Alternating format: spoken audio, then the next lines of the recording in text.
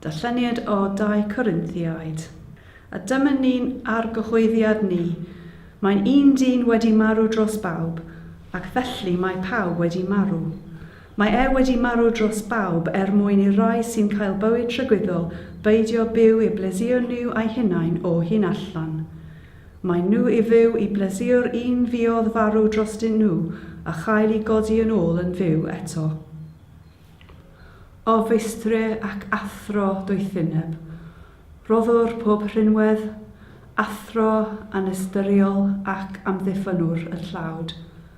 Cryfha fi a golaiaf fy nghalon a'r y tad, na alatied fy nhafod rhag llefain arnat, trigaha wrthyf fi bechadwr o arglwydd trigarog.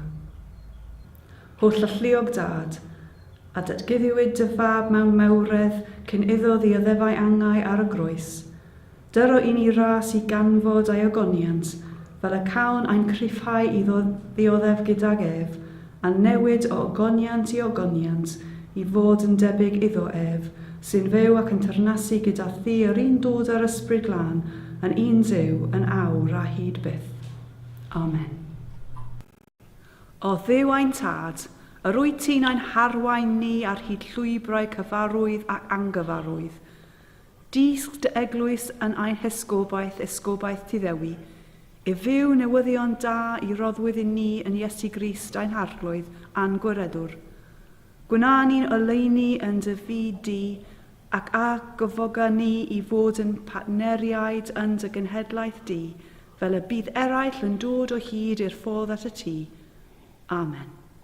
Ein tad, yr hwnnwnt yn y nefoedd, sancteiddio dy enw, deleg dy deyrnas, gwynela dy ewyllus, megis yn y nef felly ar y ddeia hefyd. Dyro i ni heddiw ein bara beunyddiol a maddau i ni ein dyledion, fel y maddeuon ninnau i'n dyledwyr. Ac nac arwain ni i brofedigaeth, eithau gwared ni rhag drwg, canesau ddod ti yw'r deyrnas, a gallu, a'r gogoniant, yn oes oesoedd. Amen.